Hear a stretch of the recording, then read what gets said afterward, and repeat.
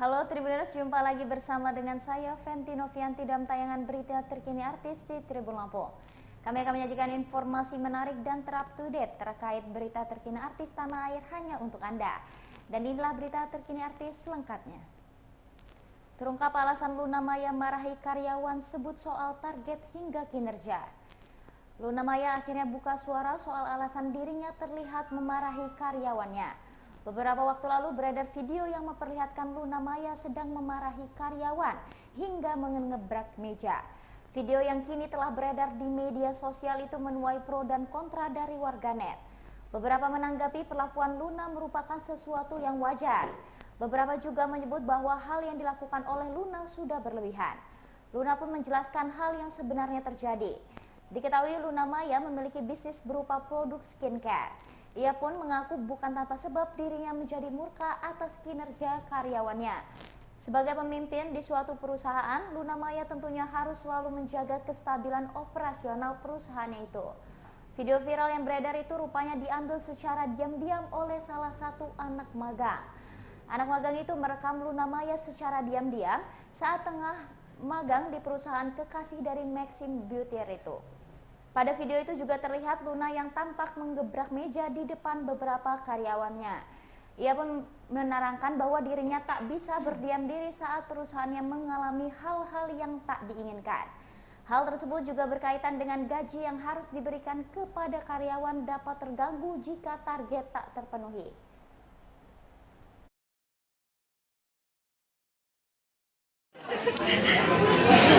Mana aja yang lagi pengen, kalau lagi pengen behind the scene, maksudnya behind the screen, biar kita inilah kelihatan ya.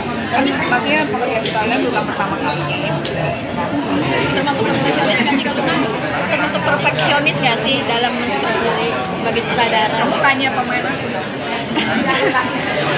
Kayaknya dia merasakan aku lumayan ya perfeksionis, lumayan agak apa, dia pengennya yang dialognya bener, jadi kadang suka diulang.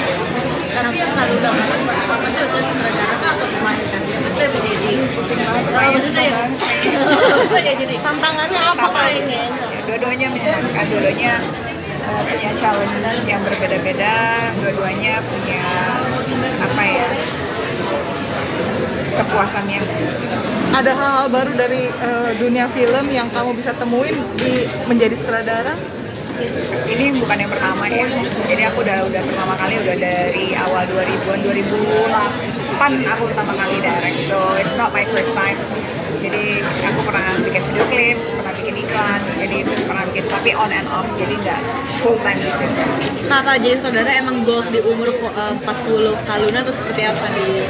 Kan tadi udah dijelaskan, sudah pernah dari 2008, jadi bukan goals di umur sekian. Kalau ini kan kemarin juga sempat viral video kamu baru-baru juga ini mengganggu juga kan sih karena banyak netizen yang repost tentang video kamu dan mungkin mengiring opini yang gak baik seperti apa? Pasti banyak yang beda. Jadi menggiring kamu kali. Maksudnya ada yang sampai Melani angkat bicara seperti apa yang terjadi sih kak? Bekerja di perusahaan, kalau ratingnya jelek dipanggil nggak sama atasan, beritanya nggak ngejual dipanggil nggak sama atasan, sama aja lah, namanya dunia pekerjaan ya, maksudnya kan semua punya apa ya, role-nya masing-masing. Saya di situ sebagai pemimpin perusahaan cuma pengen apa ya, yang terbaik aja, karena kalau misalkan saya harus mengawasi dong, maksudnya apapun yang dikerjakan udah sesuai target apa belum, udah apa belum, karena kan kalau saya diem aja dengan hasil yang jelek, artinya saya bukan pemimpin yang baik. Kalau tiba-tiba terus jualan jelek, terus begitu tidak dipikirin, marketingnya jelek, tapi saya nggak bisa gaji mereka. Kan saya juga harus membimbing mereka, maksudnya itu bukan yang nggak ada masalah, nggak ada sebab. Itu ya kembali lagi menurut aku ethically it's not right. Lagi meeting, lagi ngebahas pekerjaan, dan di rekam sendiri itu tuh menurut aku yang dilihat bukan poinnya aku marah-marah, tapi poinnya apakah etik. Ada yang lagi meeting, lagi membahas pekerjaan, diam-diam ngambil gambar dan menyebar luas. kita udah temuin, maksudnya itu kan anak magang lah ya. Aku juga ngerti mungkin berpikir dampaknya itu lucu-lucuan, aduh kasihan teman gue, bos gue marah-marahin temen gue atau apa. Mungkin tadinya kita berpikir gitu, oh lucu, oh iseng, oh ini dampaknya tuh nggak panjang, tapi ternyata panjang. Anaknya kita panggil pasti ada teguran lah ya, tapi kita selesaikan secara pelan. Saya pengen dia mengerti bahwa itu adalah tindakan yang sebenarnya di dunia apapun, tidak hanya di pekerjaan, tapi misalkan kita lagi di jalan, iseng-iseng lihat teman kita lagi berantem sama pacarnya, di video-videoin terus kirim ke temen grup yang lain, itu juga sebenarnya kan nggak boleh ya, itu privacy dan itu ada ethically nggak benar dan ada undang-undangnya. Jadi sebenarnya kita juga bersosial media gambar, ngambil foto, ngambil video dan kita menyebarkan, terus kita pikirin ini berdampaknya kemana nih, dampaknya panjang atau enggak gitu. Kalau aku sih kayaknya ya kita edukasi aja lah ya, bahwa ya gitu ya, ini kan masalah kelangsungan hidup perusahaan, dan kalau saya sebagai pimpinan merasa kurang puas dengan kinerja dengan apa yang ingin campaign kan kalau pembahasannya tentang marketing ya, kan kita lagi bikin campaign baru dan itu bukan campaign yang sekali di present terus saya nggak setuju, itu udah berkali-kali gitu, karena saya kan pengennya yang terbaik supaya produk yang kita jual itu benar-benar target audiensnya kena, market apa namanya ke konsumen juga kena gitu, jadi harus dipikirin gitu. Jadi tiba-tiba ada gitu kayak ini kok jadi arahnya ke situ sih, Jadi lebih rumit mengurus ini dong ya sebagai bisniswoman daripada kalau sutradara mengatur teman-teman sendiri supaya sama aja, berakting. dua-duanya rumit, hidup aja udah rumit.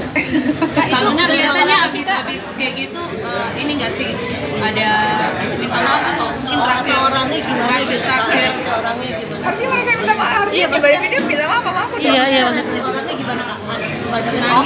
Nangis atau Ya ini aja, maksudnya karena nggak ngerti, nggak paham, jadi ya udah kita panggil di HR juga, dikasih peringatan, terus kita maaf karena nggak paham. Sebenarnya lebih banyak kejadian-kejadian kayak gini karena nggak paham kali ya, gitu aja sih.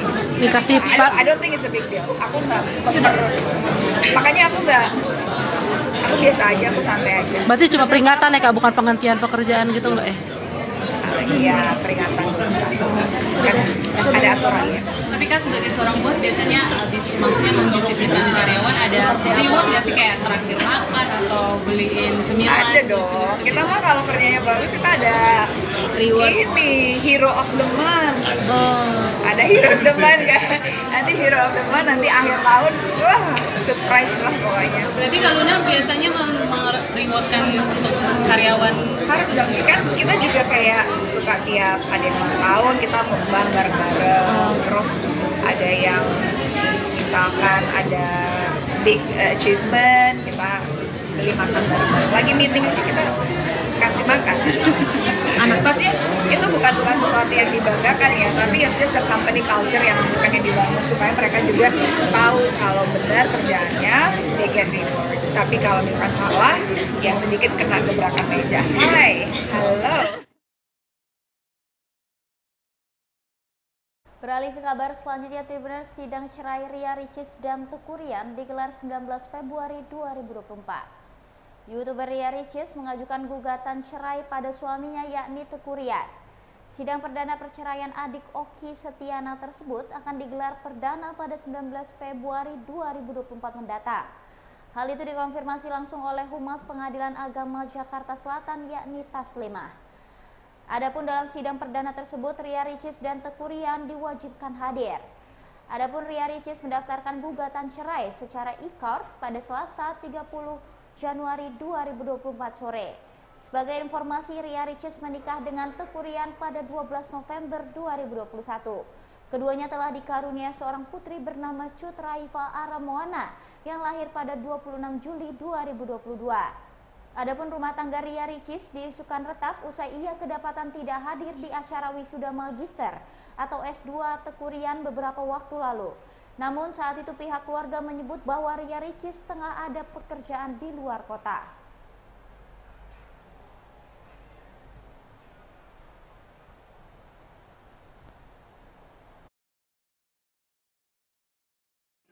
Masuk. Masuk.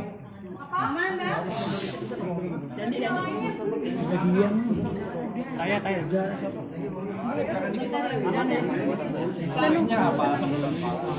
Tenang nih.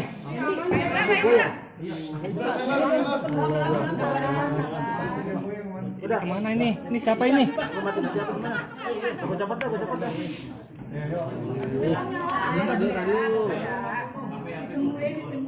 Bentar.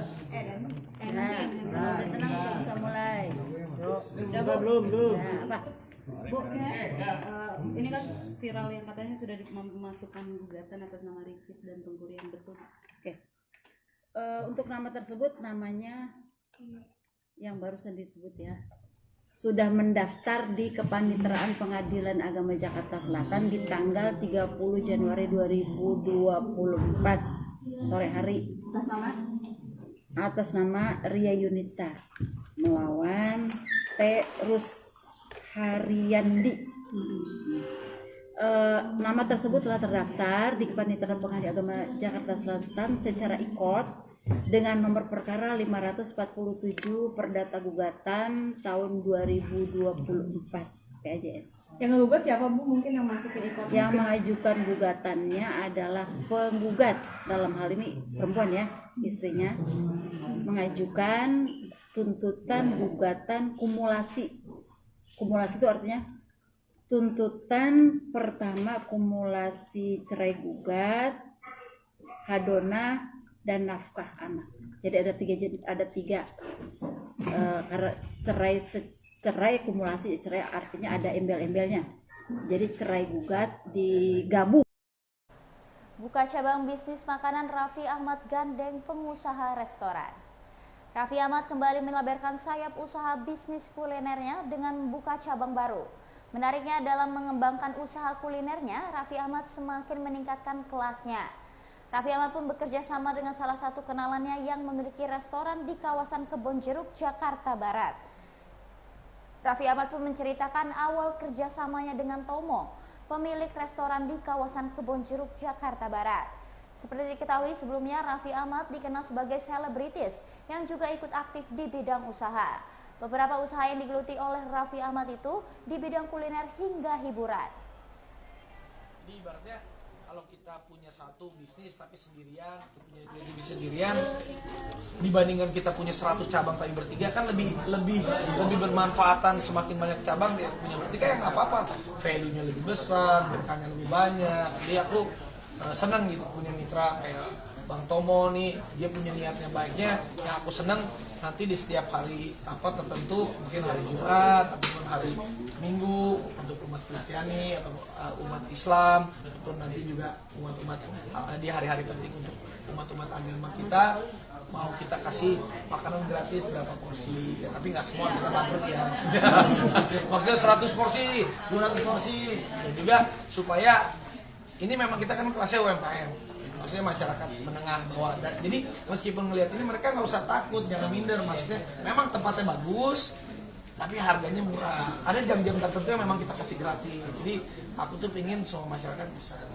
menikmati. Ada syarat-syarat tertentu nggak sih ya? Artinya biar tidak melanggar atau merugikan A sendiri. Kalau syarat nggak ada. Kalau aku tuh lebih ke feeling-feelingan aja sih kalau bisnis. Jadi mau ada orang yang hebat ataupun orang yang baru, kalau cocok satu visi ya feeling-feelingan gitu sejalan. Kayak rata-rata sih aku ngajaknya yang kenal udah lama ya, karena aku nggak mau juga berantem karena kan kalau masalah bisnis itu sehebat-hebatnya orang, misalnya kayak mungkin aku ada nama besar, ya bisa aja toko yang ini laku, toko yang ini belum, ataupun bukan yang nggak laku tapi belum laku, ataupun ini kan beda-beda. Jadi aku kasih pengertian yang namanya bisnis itu ya, setiap orang bisnis itu harus ada berani, ada untung rugi ataupun tahan dulu atau gimana, itu sih yang penting. Radio itu menambah pundi-pundi Tommy dengan membuka Roger Sambal ini gimana ya?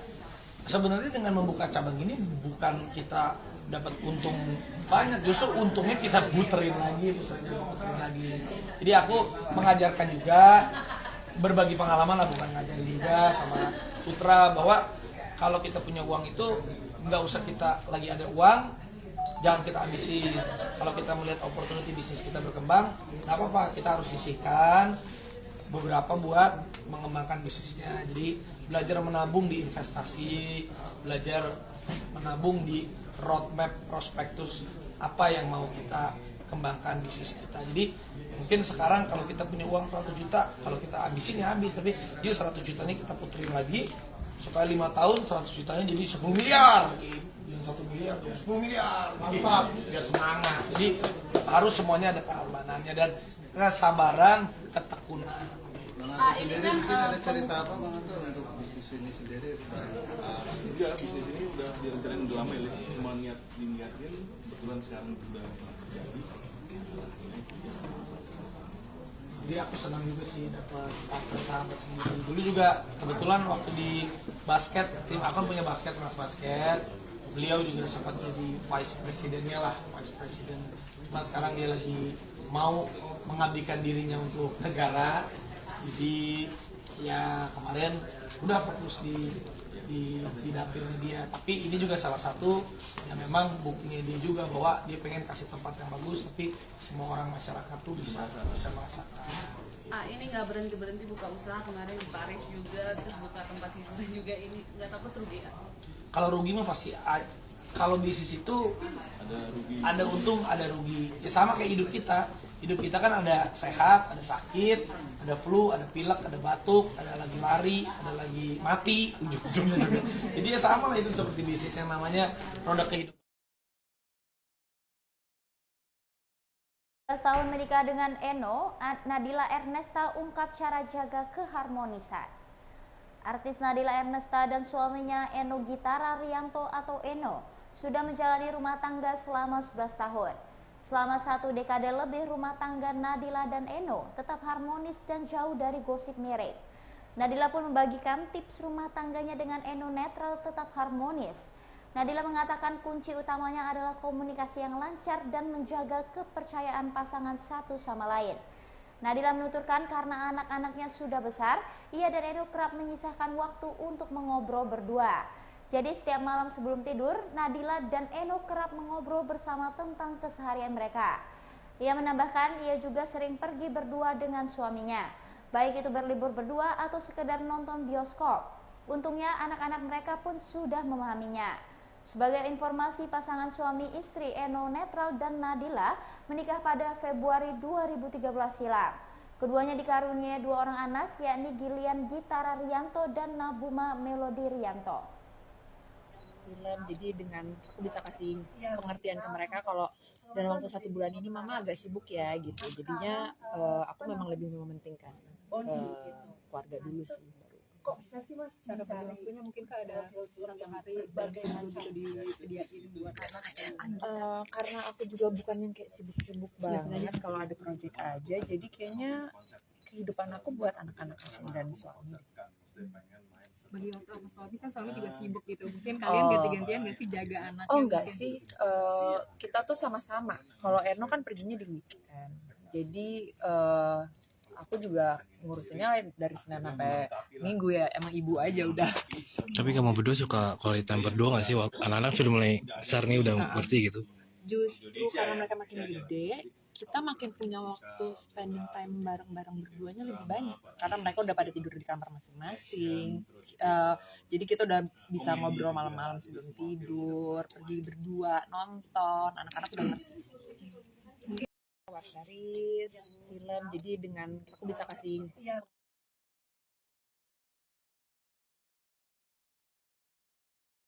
Kabar terakhir, Tribuners, Caitlin Halderman main film religi belajar pakai hijab dari asisten.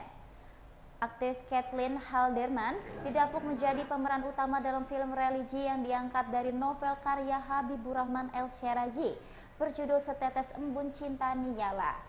Dalam filmnya kali ini juga menjadi pengalaman perdana Caitlin mengenakan hijab. Diakui oleh wanita 23 tahun tersebut, ia belajar teknik mengenakan hijab dari asistennya.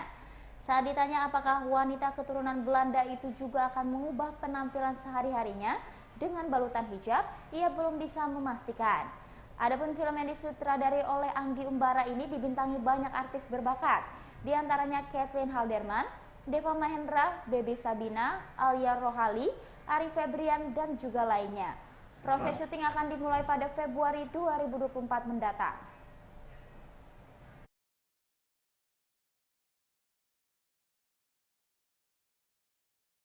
Baiklah Tribuners, itulah tayangan berita terkini bersama saya, Fenty Novianti. Jangan lupa saksikan informasi terupdate lainnya hanya di YouTube Tribun Lampung News Video dan YouTube Tribun Lampung Official.